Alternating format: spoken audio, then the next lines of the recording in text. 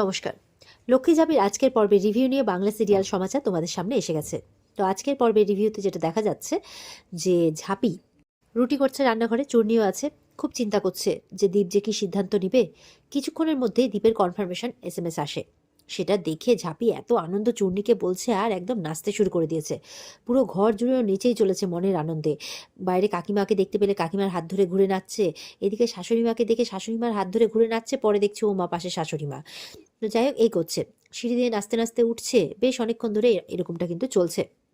দেখা যাচ্ছে ওপরে দীপ দাঁড়িয়ে আছে। বলছে, কি ব্যাপারে এইভাবে নাচতে নাচতে উঠছিস যে? বলছে যে ওদিকে কাসাই উল্টোপাল্টা বকছে, এদিকে তুই উল্টোপাল্টা কাজ করছিস।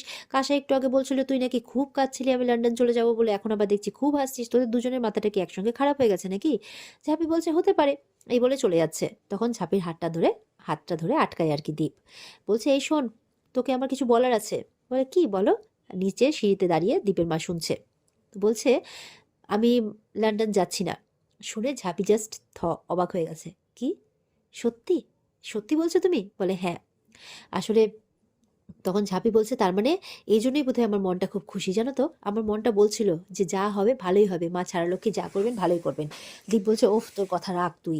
আরেকটা কথা শোন, আমার ওই সানফিউ কোম্পানি বলে, যেটা লন্ডন বেস কোম্পানি, কিন্তু ওরা ইন্ডিয়াতে থেকেই কাজ করবে। তো সেই কোম্পানিটা আমি জয়েন করছি। এটা শুনেও ঝাঁপি খুব খুশি হয়ে যায়। বলছে, তাই? বলে, হ্যাঁ।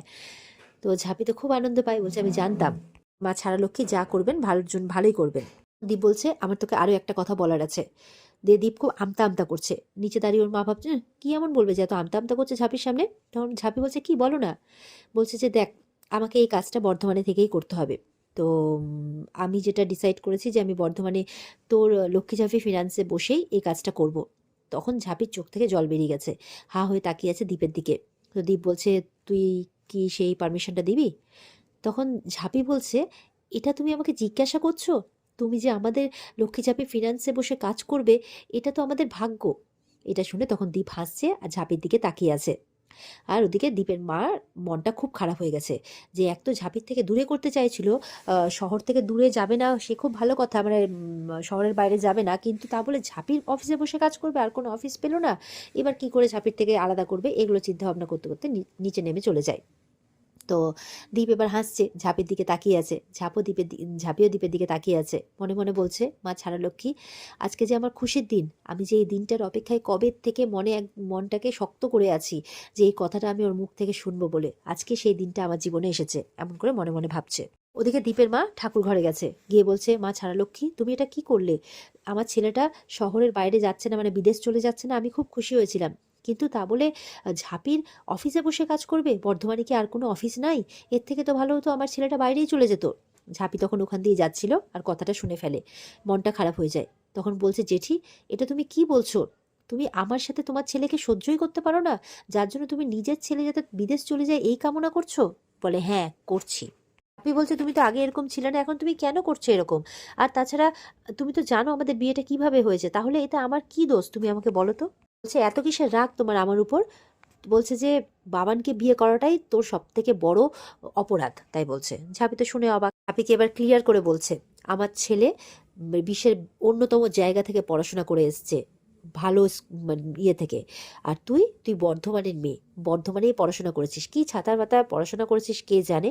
আর আমার দ্বীপ কত বড় বিজনেসম্যান, এবার তুই বুঝবি, বুঝতে পেরেছিস? ওর এত ট্যালেন্ট, আর তো ওর সামনে তোর যোগ্যতা কিসের? হ্যাঁ, লন্ডনের মানুষও বর্ধমান শহরটাকে চিনেছে ওর মাধ্যম দিয়ে। আমার ছেলের মতো এত যোগ্যতা কার আছে এখানে, তাই বলছে। তার পাশে তোকে মানায় এইভাবে বলছে? তোকে কে চেনে? হ্যাঁ, আর একটা ঢপের ব্যবসা খুলে বসছিস, কেউ তো তোকে চেনে না। তখন ঝাঁপি বলছে, আজকে চেনে না, একদিন চিনবে জেঠি। আমি অতটা অযোগ্য নই গো। এখানকার লোক আমাকে হিউম্যান ক্যালকুলেটর বলে। তোমার ছেলে থেকে শুরু করে বাকি সবার আমার পোটেনশিয়ালের উপর ভরসা আছে। যে আমি স্বপ্ন দেখেছি আমি একজন ব্যাংকার হব, দেশের বড় বড় শিল্পপতিদের মধ্যে একজন হব। সে তুমি দেখে নিও জেঠি, আমি হবই। বলে, চুপ করতো, যত সব বড় বড় কথা। পাড়াতে আমাদের একটা মহিলাদের গ্রুপ আছে, সেখানে আমার বাবার উদাহরণ হয়ে থাকতো। আর সেখানে কিনা আমি এখন মুখ দেখাতে পারি না। আমার সোনার টুকরো ছেলেটা, সে কিনা বিয়ে করলো পাশের বাড়ির মেয়েকে। ঝাঁপি বলছে, পাশের বাড়ির মেয়েরা কখনো খারাপ হয় না জেঠি, এটা শুধুমাত্র তোমার মতো কিছু মানুষজনই ভাবতে পারে। বলে, ঝাঁপি, একদম ফালতু কথা বলবি না, তাই বলছে। কি যোগ্যতা আছে তোর? হ্যাঁ, কি কি আছে তোর শুনি? ঝাঁপি তখন বলছে, সব কথা তো মুখে বলে বোঝানো যায় না, কিছু কিছু কাজে দেখিয়ে দিতে হয় আর ঠিক সময়ের অপেক্ষা করতে হয়, আমিও তাই করব। ঝাঁপি বলছে, আমি মা ছাড়া লক্ষ্মীর সামনে দাঁড়িয়ে কথা দিচ্ছি, একদিন এত বড় হব যে তুমি শুধু তোমার ছেলের জন্যই নয়, তোমার বৌমার জন্য গর্ব করবে। এবার কিন্তু ঝাঁপির সাথে ঝাঁপির দিকে মুখ ঘুরিয়ে চলে যায় ওর ঝাঁপির শাশুড়ি বাইরে। এবার ঝাঁপি মা ছাড়ালক্ষ্মীর সামনে বসেছে আর দীপের মায়ের বলা কথাগুলো সব ভাবছে। আর মা ছাড়ালক্ষ্মীকে বলছে, আমি যদি অতটাই অযোগ্য হতাম, তুমি কি জুড়তে আমার সাথে ওকে? তোমার ইচ্ছেতেই তো আমাদের বিয়েটা হয়েছে, বলো। তাহলে একদিন আমি ওর ভালোবাসা, মানে ও তো আমাকে বিয়ে করেছে ঠিকই, কিন্তু ভালো তো বাসে না, তবে ওর ভালোবাসা, মায়ের মন, আমার স্বপ্ন সব আমি একদিন পূরণ করব, দেখো, তাই বলছে। এবার দেখা যাচ্ছে পরের দিন দীপ অফিস যাচ্ছে, ঝাঁপির অফিসে হেঁটেই যাচ্ছে। আর ঝাঁপি স্কুটি নিয়ে এসছে, বলছে, ওঠো চলো, আজকে তো আমরা একই জায়গায় যাচ্ছি। তখন দীপ বলছে, মনে মনে ভাবছে, আমি যদি উঠে পড়ি তাহলে ওর এক্সপেকটেশন আবারও আমাকে নিয়ে বেড়ে যাবে, আর আমি সেটাই চাই না, সেই জন্য আমি এখানে উঠতে পারবো না। তো বলছে, কি গো, কি ভাবতে শুরু করলে, চলো। বলে, না রে, তুই যা তোর মতো, আমি আমার মতো যাব। এই বলে দীপ চলে যায়। ঝাঁপির তো রাগ হয়, মনে মনে বলছে, আবার তুমি আমাকে অ্যাভয়েড করলে, এই দুবার হলো যে তুমি আমার স্কুটিতে উঠলে না, ঠিক আছে, আমারও চ্যালেঞ্জ, তোমাকে আমি আমার স্কুটিতে উঠিয়েই ছাড়বো, তুমি স্বেচ্ছায় সেটা উঠবে, তাই বলছে। তো এই বলে দীপ চলে যায়, ঝাঁপি অফিসে যাচ্ছে আর মনে মনে বলছে, তোমার জন্য একটা সারপ্রাইজ অপেক্ষা করছে। দেখা যাচ্ছে পুরো অফিসটাকে ফুল দিয়ে সুন্দরভাবে সাজিয়েছে ঝাঁপি আর তার কলিগরা। তো এবার দীপ যেই ঢুকেছে অমনি দীপকে বরণ করছে। দীপ বলছে, এসব কি? বলে, ঝাঁপি কোনো কথা বলছে না, বরণ করছে, বরণ টরণ করছে, ফুল টুল ছিটাচ্ছে। এরপরে দীপ দেখছে পুরো অফিসটাকে সুন্দর করে সাজিয়েছে। আর দীপ যখন মাঝখানে দাঁড়ায় তখন ওপর থেকে ফুল পড়ছে। দীপ তো খুব আনন্দ পেয়েছে ব্যাপারগুলো দেখে, যে ঝাঁপি, সত্যি তুইও না এত কিছু করেছিস আমার জন্য। তখন ঝাঁপি বলছে, তোমার মতো একজন সম্মানীয় ব্যক্তি, এত বড় মানুষ আমাদের অফিসে এসেছে, আমাদের অফিসের তো পরম সৌভাগ্য। বলছে, আমি তোর অফিস জয়েন করিনি। তখন ঝাঁপি বলছে, তুমি এত বড় মানুষ, লন্ডনে এত বড় কোম্পানিতে চাকরি করেছো, তো তোমাকে হায়ার করার ক্ষমতা তো আমার নাই। তো তুমি সুপারভাইজার হিসেবে আমাদের কাছে এসেছো, তো তোমার মতো একজন সম্মানীয় ব্যক্তিকে আমরা এইটুকু আমাদের সাধ্যমতো সম্মান তো করতেই পারি, বলো। তারপর বলছে, ওই চেয়ারটার কথা, হয়েছে তোমার জন্য ওই চেয়ারটা প্রথম থেকে অপেক্ষা করছে, ওই চেয়ারেই তুমি বসবে। তখন দীপ বলছে, তুই আবারও ভুল করছিস ঝাঁপি, তুই আমার জন্য এত কিছু করেছিস, তার জন্য আমার খুব ভালো লেগেছে সত্যি, কিন্তু তুই ওই চেয়ারটার কথা বলছিস, ওটা হচ্ছে তুই যার সাথে ব্যবসা করবি তোর পার্টনার ওখানে বসবে, আমি নই। তো তুই তোর মতো কাজ কর, আমি আমার মতো কাজ করি। এই বলে আরেকটা অন্য চেয়ার নিয়ে ওই টেবিলে বসে।